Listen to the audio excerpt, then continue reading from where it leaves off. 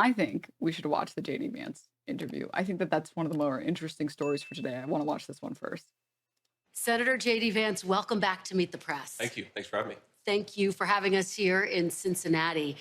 Let's start off with the Democratic National Convention. Sure. Some of what we heard this past week. Vice President Kamala Harris, in making her case, said that the tariff plans that Donald Trump is proposing will hurt the middle class. Here's what she said specifically, quote, he intends to enact what in effect is a national sales tax, call it a Trump tax, that would raise prices on middle-class families by almost $4,000 a year. Now, the estimates vary, but how do you respond to that charge that Trump's tariffs would hurt the middle class? Yeah, so if you step back a little bit, Kristen, there's this whole thing that Kamala Harris did at the convention where she made a bunch. Okay. Now we're just going to start talking about Kamala Harris. Okay, excellent, excellent. Dude, JD Vance is so fucking sick and tired of having to answer for the dumb shit Trump does, but that's literally just his job. His job is just to clean up after his boy Trump. He's just like overpaid janitor. Deflecting immediately? Yeah. Bunch of claims about what would happen and not enough actually reflection on what already happened, right? Because Donald Trump was already president. He used tariffs to bring manufacturing jobs back to our country, and I think he'll do it again. Manufacturing jobs didn't come back to America because of any tariffs. That's not how that works. That's not how that works. The tariffs have to be great enough that it is not worth purchasing those products anymore from an outdoor retailer or manufacturer or whatever. And that would be insane. The tariffs would have to be like 5,000% or something crazy.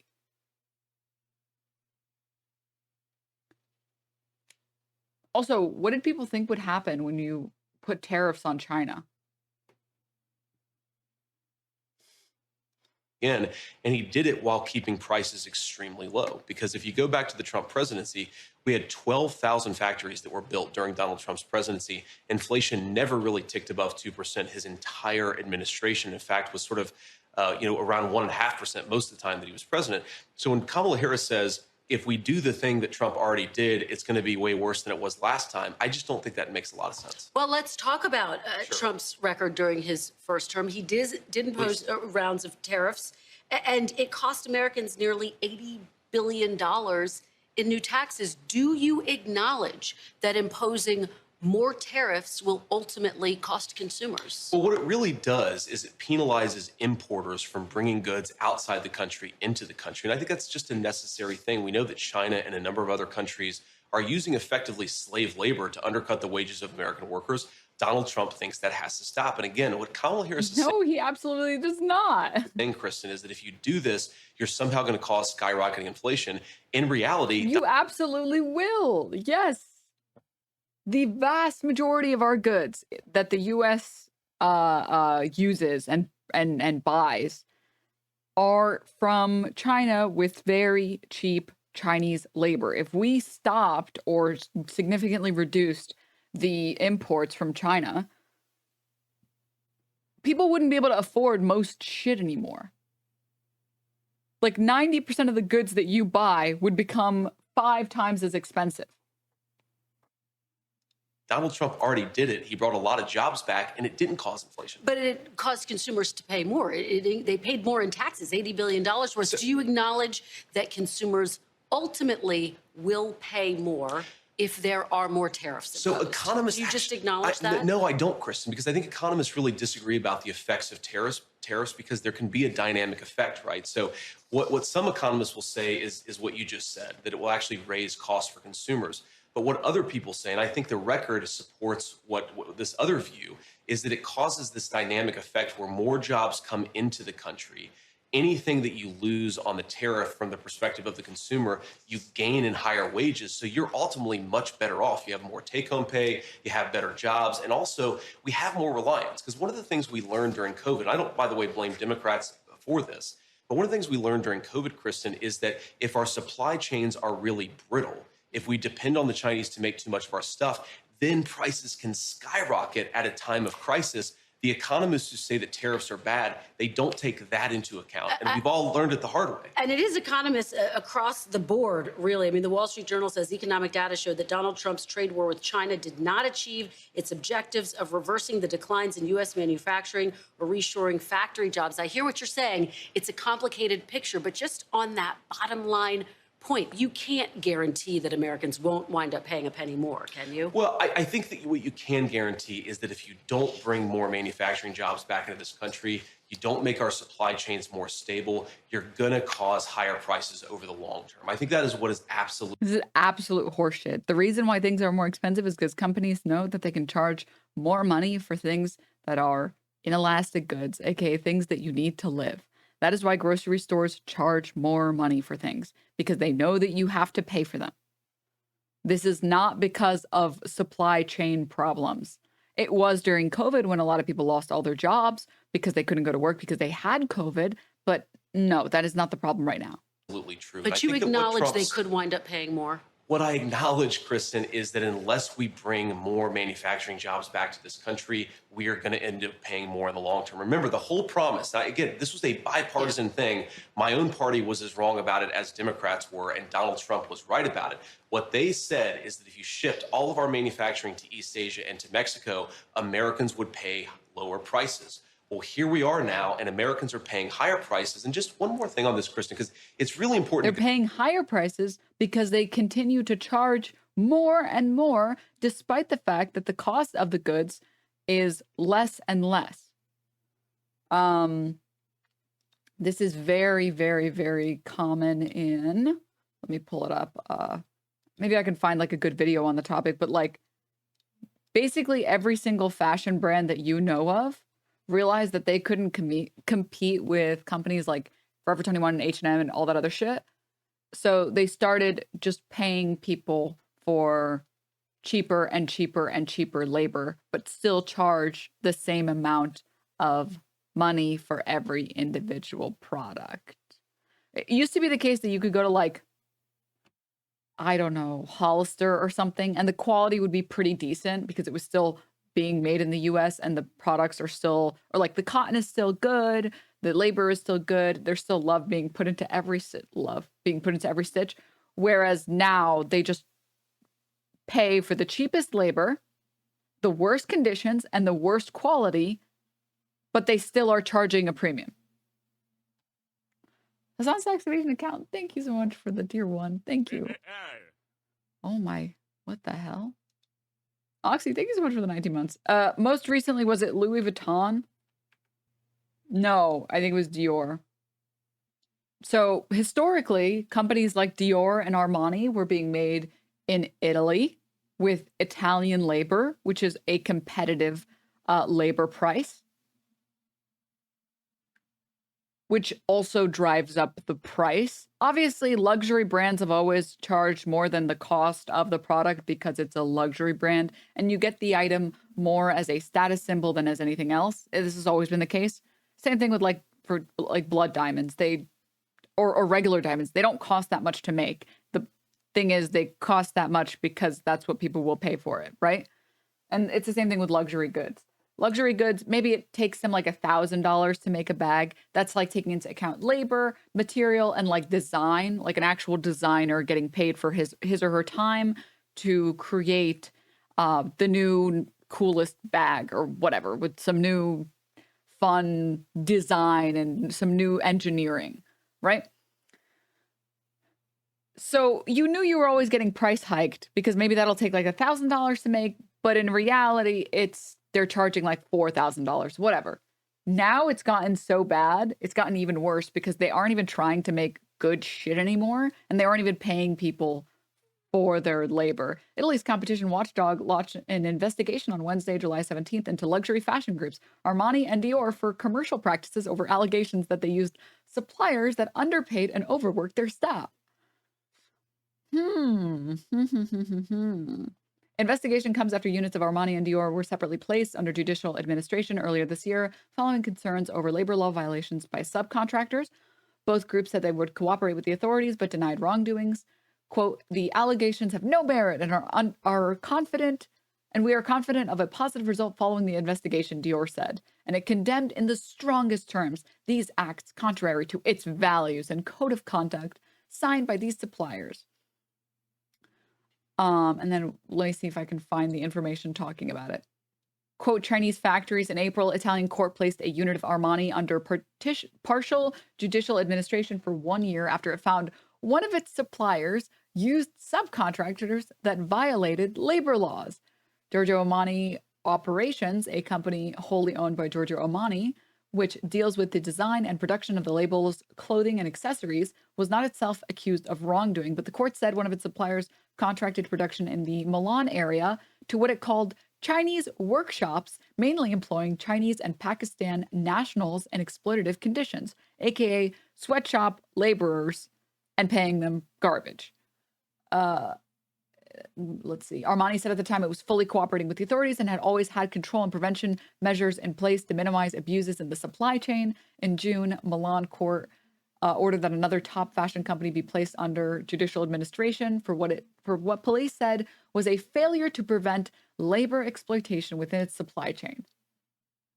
According to a police statement at the time, an investigation identified suppliers as Chinese factories, which managed to reduce costs by resorting to the use of irregular and illegal workers in exploitative conditions. 4 such factories were checked, with 7 people found with correct documents and 2 who were in Italy illegally. This doesn't talk about the cost. Oh, here it is.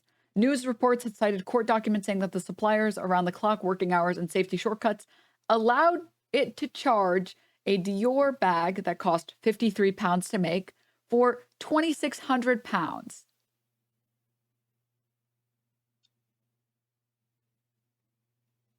The court documents cited by the media said that the practices discovered were not a one-off phenomenon, but represented a generalized and consolidated production system. I love the idea of like these companies being like, oh, we had no idea there was slavery being used to make this $50 bag. I just thought like they were very, they just were on their grind set, and that's why the bags were so cheap. What? No, what? We had no idea. Listen, we were producing them over here and it cost us like $200 or $300 to make a bag. And then this other company was like, hey, we can make it for like a fraction of the cost. And we just figured that they were like really good at what they do. And then we didn't investigate them.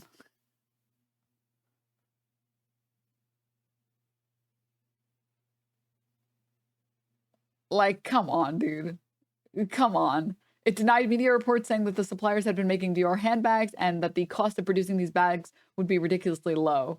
Remember that the profitability margin on the Dior house is entirely in line with luxury industry. Entirely in line. This is like when your landlord says, the apartment is at market rate. And you're like, so what's the mortgage you're paying? Significantly below market rate. Interesting. Interesting. In other words, everybody does this, so it's okay? Yes. Go what Kamala Harris actually said in her convention speech. She says that she wants to stand up to China on behalf of American workers. If you're not willing to impose tariffs on companies that are manufacturing in China, using slave labor in China, you're not standing up to the Chinese, and Americans are really going to suffer. And on pricing and price. You said Chinese like a slur. Dude, keep their name out of your mouth, bro. What the hell? Right now, inflation obviously at its lowest level since 2021. But let's move on. Robert F. Kennedy, the big news yesterday. Very big news. He suspended his campaign, announced he's endorsing Donald Trump. He is also known as someone who has blamed vaccines for autism, antidepressants for school shootings, and recently said, quote, he won't take sides on what happened on 9/11. Do you have any hesitation about accepting his endorsement? No, Kristen, I don't, because we're going to disagree on issues, right? There are things that Robert Kennedy has said that I disagree with. I'm sure there are things that he said, or that I've said, excuse me, that he's going to disagree with. But we have to go back on what happened and recently said, quote, he won't take sides on what happened on 9/11. That's Do you have amazing. any hesitation about accepting his endorsement? No, Kristen, I don't, because we're going to disagree on issues, right? There are things that Robert Kennedy has said that I disagree with. I'm sure there are things that he said, or that I've said, excuse me, that he's going to disagree with. But I think what his endorsement represents That's is that Donald J. amazing. Trump's Republican Party is a big tent party. I was raised by two grandparents who are sort of classic blue dog Democrats. They believed in having a border. They believed that you shouldn't have censorship in the United States of America. They believed in common sense economic policies. They may have disagreed with Donald Trump about tax policy, but they believed in some fundamental American values. And I think what RFK's endorsement really shows is that the Kennedy Democrats are actually more at home in the Republican Party of Donald Trump. And unfortunately, Kamala Harris's party, higher prices, doing nothing to fight back against the Chinese, to say nothing of a wide open border. That is not JFK's Democratic Party. It's not RFK's Democratic. This is also total horseshit. RFK is like a black sheep of the Kennedy family. The Kennedys do not, in fact, endorse RFK. RFK is like a freak in his family. I mean, this is the guy who's fucking finding bear carcasses that he wants to eat and then dumping them in the park because he thinks it'd be funny. Most recently, RFK's daughter recalls his disgusting whale stunt in resurfaced interview. RFK's daughter said her father once sawed off a dead whale's head and transported it on top of the family's minivan as it leaked smelly juices for hours. The bizarre story resurfaced from a 2012 interview that Kennedy gave after his father suspended his independent bid for president last week and endorsed Republican Donald Trump. Kick's taste for the extreme was fed by her dad's eccentric environmentalism. Exhibit A, when she was 6, word got out that a dead whale had washed up on Squaw Island. Squaw? I don't know how you pronounce that. In Hyannisport, Bobby, who likes to study animals, and skulls and skeletons, ran down to the beach with a chainsaw, cut the whale's head off, and then bungee corded it to the roof of the family minivan for the 5-hour haul back to Mount Kisco, New York. Kid Kennedy told the author every time we accelerated on the highway, the whale juice would pour into the windows of the car, and it was the rankest thing on the planet. We all had plastic bags over our heads with mouth holes cut out, and people on the highway were giving us the finger, but that was just normal day-to-day stuff with us. For us. A few weeks earlier into his failed campaign, excellent, RFK Jr. copped to placing the carcass of a young black bear in Central Park and manipulating the scene to appear as if the animal were fatally struck by a cyclist. Yeah. Meanwhile, Kid Kennedy, 36, made headlines recently by reportedly hanging out with Ben Affleck amid his divorce from Jennifer Lopez. Sounds like a fun family trip. I love when my dad goes to the beach to get a whale carcass head, the head of a whale carcass, and then puts it on top of the minivan, and then the rest of us have to deal with whale juice spilling all over us. Sounds like a fucking Always Sunny in Philadelphia plot line, dude. What the hell? The hell, dude? Jesus. And more recently, where did I put it? His fuck.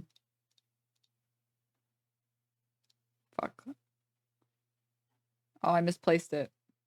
Even his sister. Let me see if I can find it. Yeah.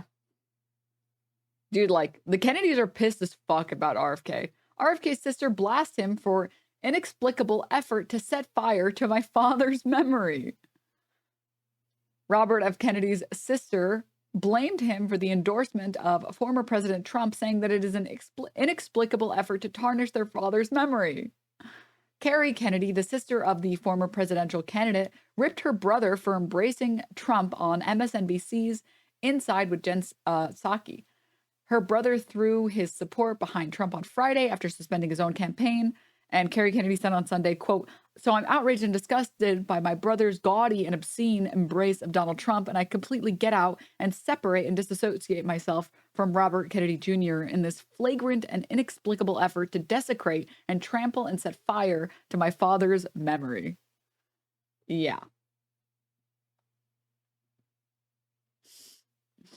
Members of RFK Jr.'s family, including Kerry Kennedy, spoke out Friday against his endorsement, saying it was a betrayal of the values that our father and family hold most dear. Yeah. Like the Kennedys, this is official. This is one of her official tweets. Hold up. I am sharing a personal statement that my family and I have made in response to my brother's announcement.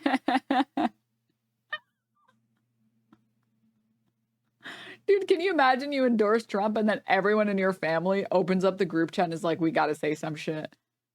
You got Kathleen Kennedy, Courtney Kennedy, Kerry Kennedy, Chris Kennedy, and Rory Kennedy out here saying, statement on RFK Jr.'s announcement today. We want an America filled with hope and bound together by a shared vision of a brighter future, a future defined by individual freedom, economic promise, and national pride. We believe in Harrison Walls. Our brother Bobby's decision to endorse Trump today is a betrayal of the values that our father and family hold most dear. It is a sad ending to a sad story.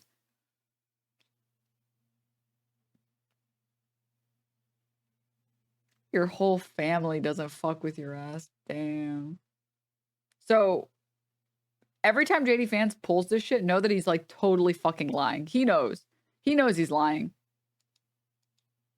Who has blamed vaccines for autism, antidepressants for school shootings, and recently said, quote, he won't take sides on what happened on 9/11. So I don't, because we're going to disagree on issues, right? There are things that Robert Kennedy has said that I disagree with. I'm sure there are things that he said, or that I've said, that he's going to disagree with.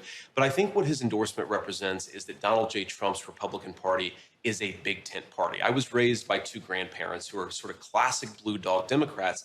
They believed in having a border. They believed that you shouldn't have censorship in the United States of America. They believed in common sense economic policies. They may have disagreed with Donald Trump about tax policy, but they believed in some fundamental American values. And I think what RFK's endorsement really shows is that the Kennedy Democrats are actually more at home in the Republican Party of Donald Trump. And me when I lie.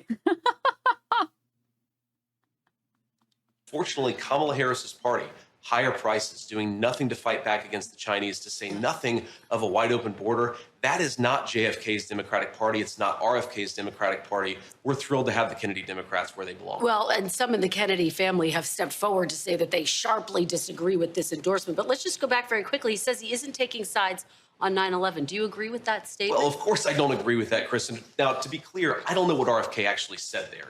Maybe there was additional context. Of course, you actually have to see what people say before you agree or disagree with it. I certainly have taken sides in 9/11. I'm the pro-America side. I don't think that we should have been attacked. And I certainly think hitting back against the terrorists was... I have to say, it was not on my bingo board to have RFK say, America deserved 9/11. justified. I don't know what RFK said there, but what I do know is that RFK said a lot of very interesting and important things, that the Democratic Party has become too pro-censorship, that the Democratic Party, especially in the wake of COVID, became really anti-freedom and anti-child. I mean, you had Democrats saying that we should be masking toddlers in their schools, even though we knew it caused developmental disabilities. I agree with This is not true. This is not true at all. Masking kids does not cause developmental issues. What the fuck? Also, what toddlers are going to school? RFK that was crazy. Well, to be fair, there was a lot of information that scientists were grappling with as it came in, and masks were perceived to stop the spread of the disease. Let's move on. Totally fair. Yeah. But the one thing before we move on that I would say on that is there were important leaders. Donald Trump was among... What kind of mask are you using? A plastic bag over your head? What the hell? What the fuck? Among them, RFK was among them, who were saying some of this stuff is crazy. And if we had listened to them, I think... masking is culturally accepted in East Asia. They developed just fine. That's a great point. Wearing masks as like a personal courtesy to the people around you when you're sick is very common practice in most Asian countries, East Asian countries, China, Japan, etc. And I'm telling you, those kids do very well in school. they fucking wiped the floor with us. I don't know if anyone's ever had any East Asian transfer students or immigrant students. Our course load is like pathetic compared to their course load. And they wear masks when they're sick. And it doesn't seem to be causing any developmental issues in any front, as far as we can tell. Also, why did she say we're perceived to prevent the spread of the disease? Good question. Our kids would have been much better off in the wake of the pandemic. I mean, scientists did show that masks help to stop the spread of the disease. Let's talk also about called another. development. Okay. All right. She changed the statement. Disabilities for toddlers, right? We have to be able to balance this stuff. And I think the way that they think Americans are weak for having less than 6 hours of homework. Yeah. Case struck that balance was much smarter, unfortunately, than the way that Kamala Harris did. Let's talk about another big issue. It was talked about at the Democratic National Convention. It's being talked about on the campaign trail. Abortion. Sure. Democrats made the case this week and beyond this week that Donald Trump, if elected, will impose a federal ban on abortion if he wins. Now, Donald Trump says he won't, but can you commit, Senator, sitting right here with me today, that if you and Donald Trump are elected, that you will not impose a federal ban on abortion? I can absolutely commit that, Kristen. And Donald Trump has been as clear about that as possible. I think it's important to step back and say, what has Donald Trump actually said on the abortion question, and how is it different from what Kamala Harris and the Democrats have said? Donald Trump wants to end this culture war over this particular topic. If California wants to have a different abortion policy from Ohio, then Ohio has to respect California and California has to respect Ohio. Donald Trump's... I cannot believe, I literally cannot believe that conservatives still spread this fucking garbage. If a policy is objectively antiquated garbage bullshit, it shouldn't be legal anywhere. It shouldn't be legal anywhere. What, like, listen, if parents want to send their kids to work in meatpacking factories at 7 years old, and that's what parents want to do in Ohio, then that's what they should do in Ohio. That's fucking stupid. It's bad policy. And policy that is exclusively and objectively and only bad should be banned across the U.S. We already learned this lesson with slavery. You can't just be like, well, I think if people in Texas want to have slaves, it's fine. No, man, no.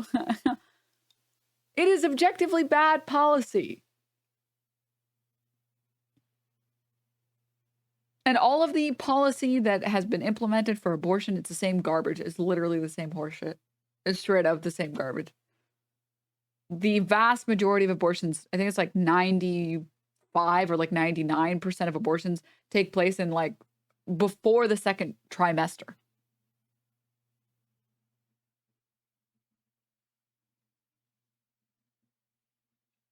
And the, 1% of abortions that take place in the third trimester are because of health effects.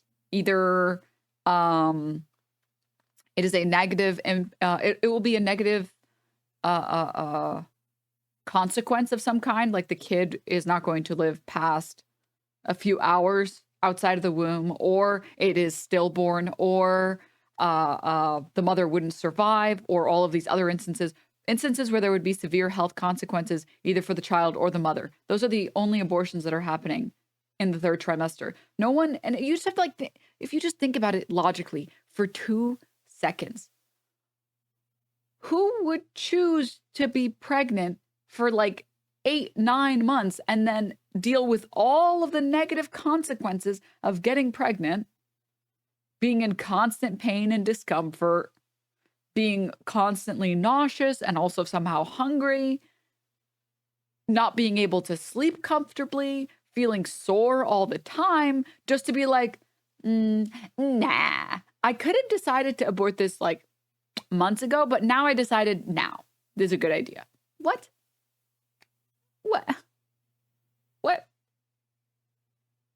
Who's doing that? Who's doing that? Who's doing that? Super bad take. You shouldn't have fucked that dude. I'm going to say this with kindness and love in my heart. Shouldn't have doesn't make any sense. It shouldn't have. It's never made any sense. It never will make any sense. Please, I forgive people for when they do the wrong theirs. It's fine, whatever. This one doesn't even should not of. That doesn't even make any sense. It's have. It shouldn't have. Okay? Come on. If you're gonna say things, at least make them make sense, bro. Come on. Be real. Be real, man. View is that we want the individual states and their individual cultures and their unique political sensibilities to make these decisions, because we don't want to have a nonstop federal conflict over this issue. The federal government ought to be focused on getting food prices down and getting housing prices down, issues, of course, where Kamala Harris has been a total disaster. So I think Donald Trump is right. We want the federal government to focus on these big economic and immigration questions. Let the states figure out their own abortion policy. Let me just follow up with you a little bit on that point, because I've been talking to Republicans, including Senator Lindsey Graham just last week, who've made it very clear that if Donald Trump is elected, if you are elected, they will continue to press this point. Senator Graham said to me, I'm going to keep saying that there should be a federal ban. If such a piece of legislation landed on Donald Trump's desk, would he veto it? Well, I think it'd be very clear he would not support it. I mean, he said that explicitly. Yeah, I mean, if you're not supporting it as the president of the United States, you fundamentally have to veto it. So he would veto a federal abortion ban? I think he would. He said that explicitly, that he would. And I don't think he's ever said explicitly he would. He said that to you? Lindsey Graham, Kristen, I would be surprised. I mean, again, I need to see the context on what Lindsey Graham said, because Lindsey Graham himself has not... Dude, like, it is really funny that JD Vance is like this overpaid janitor. Oh my God. Oh my God, dude. Oh. Advocated a federal abortion ban. Lindsey Graham has advocated 15-week federal a federal minimum standard. Now, to be clear, that is not Donald Trump's view. Donald Trump disagrees with Lindsey Graham on this, but no Republican, at least no Republican with any reasonable power, is saying that we should have a complete national abortion ban. I haven't heard that from any of my colleagues. And to be clear, Donald Trump, I think, has staked his position and made it very explicit. He wants this to be a state decision. States are going to make this determination themselves. Sure. Yeah, sure. Yeah, sure. All right, let's talk about women voters more broadly. The Census Bureau estimates there are 22 million women between the ages of 20 and 40 who, for whatever reason, do not have children. What do you say to those women who hear some of your comments, including childless cat lady comments, which you've been asked about, but who feel as though you won't represent them? Well, I'd say, first of all, I will represent you. I want to be the vice president for the whole country, and I want to represent everyone. I will represent you by not doing anything good for you. This is where it gets good, guys. This is where it gets good. Are you for abortion or against it? I'm for people doing whatever they want to do. Everybody. And yes, I made a sarcastic comment years ago. I'm for people having the ability to choose if they want to have an abortion or not have an abortion. And I've met people who say that for religious or personal reasons, they would never get an abortion because that's just not something that they could do. And I've met people who have said, that's not important to me. What's important to me is being able to make that choice to get an abortion. And the way I see it is, it's your American right. It is your freedom to be able to pick what you want to do. That I think that a lot of Democrats have willfully misinterpreted.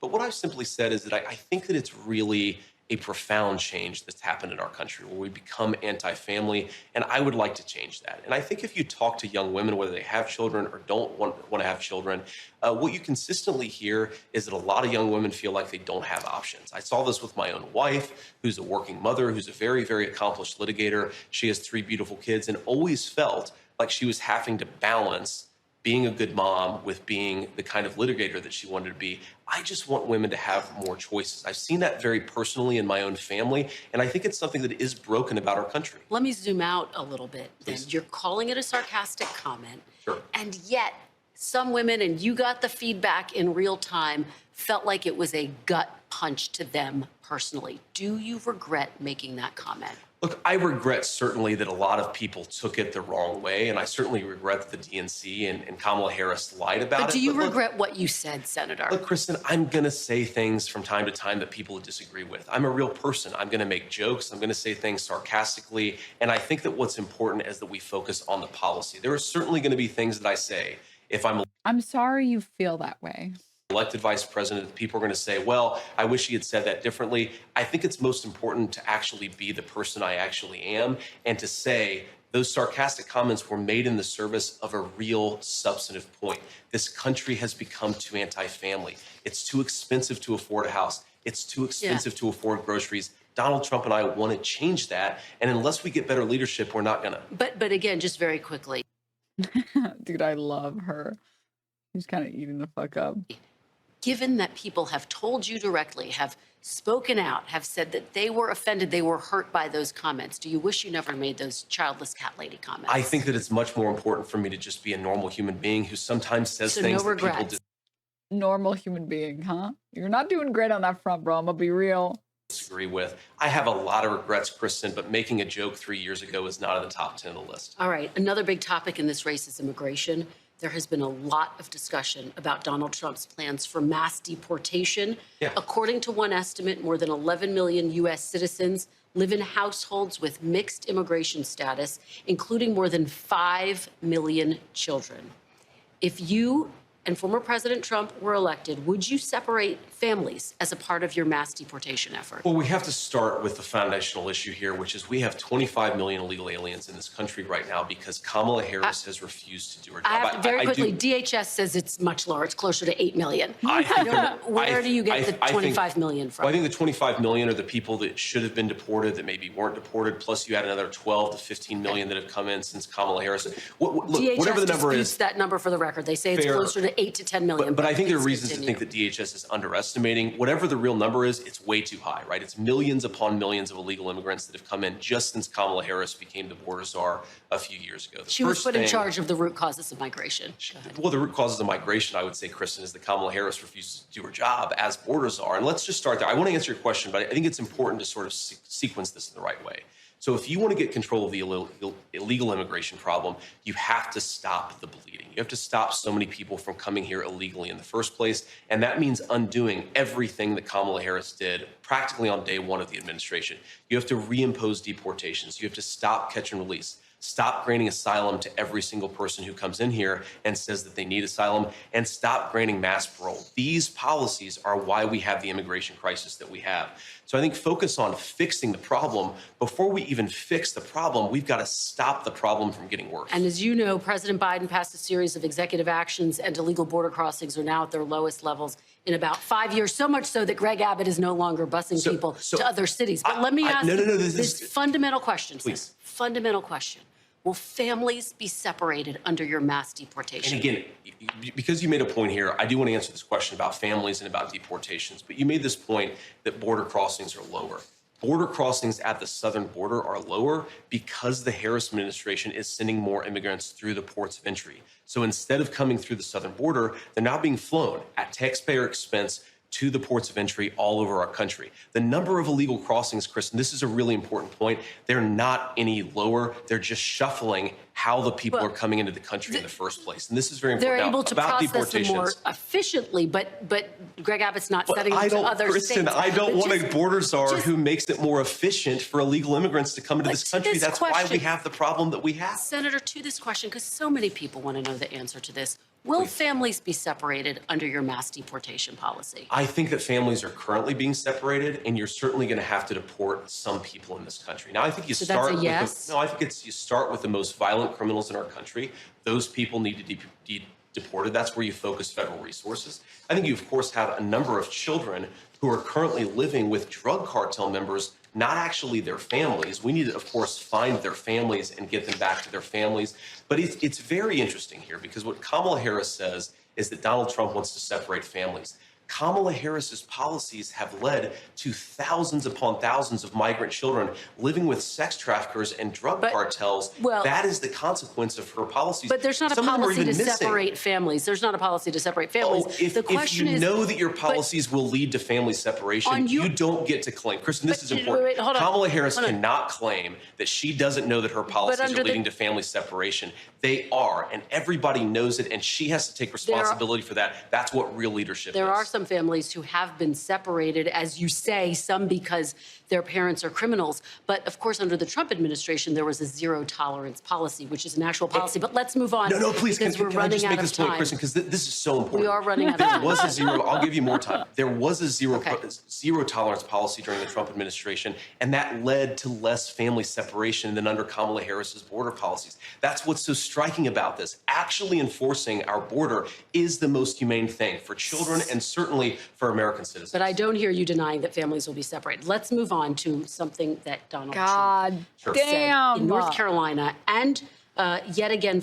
This is the common problem with conservatives. They want to have their cake and eat it too. They want to say that they will be harsh on borders, but they don't want to say we will separate families. Mr. Booker's thinking of the 8 months. It's the same exact thing with sorry, let me think. Oh, Social Security. They love to talk about how like Social Security is so fucked and we can't keep paying out for Social Security and Medicare and all this other stuff. But they also can't say we're raising the age for Social Security because, I mean, Nikki Haley tried it and it was not good. They can't do it. They just fucking can't do it. This is the most that someone in MSM has pushed back against Vance in all the interviews he's done. This is pretty bad for him. Friday night, he said, quote, "Our primary focus is not to get out the vote.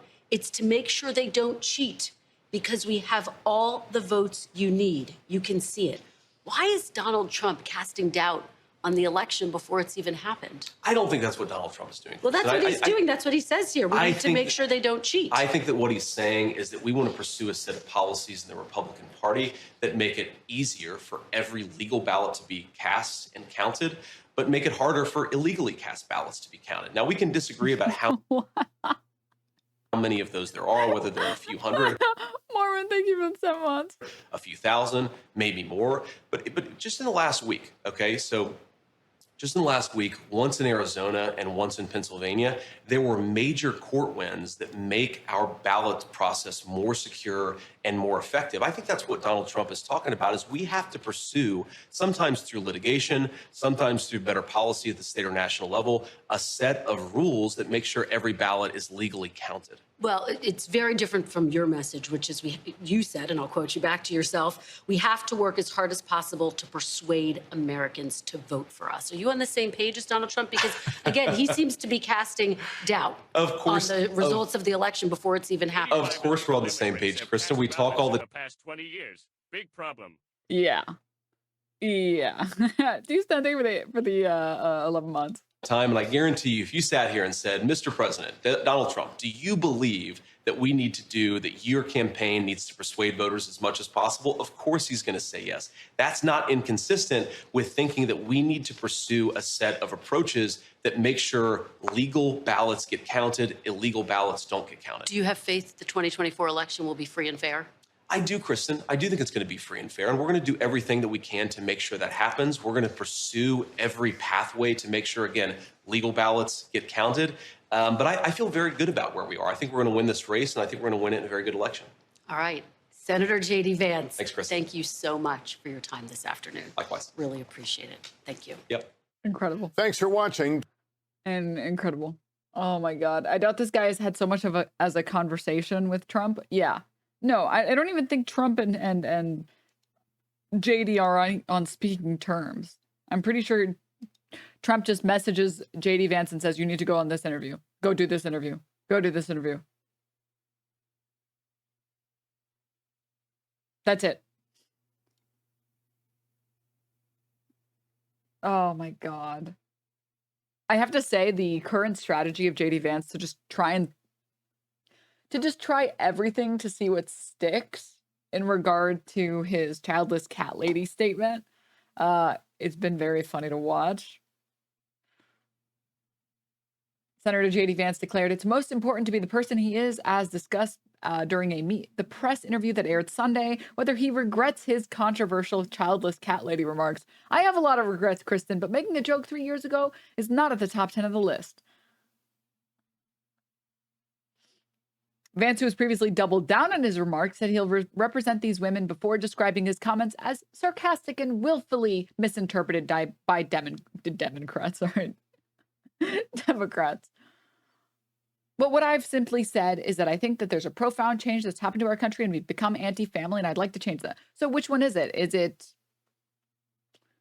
a joke or is it not a joke? Is it a joke or is it not a joke? Which one is it?